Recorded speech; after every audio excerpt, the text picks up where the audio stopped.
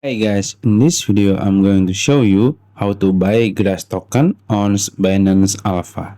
It's very easy and simple. First, open your Binance apps and go to your asset in the bottom right corner. And then as you can see, there is wallet in the top. You can click it.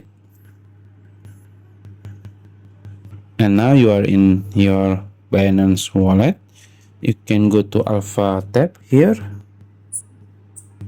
And then as you can see, there are the token list on Binance Alpha. You can click view more, and then you can scroll down. As you can see, there is grass. You can click it,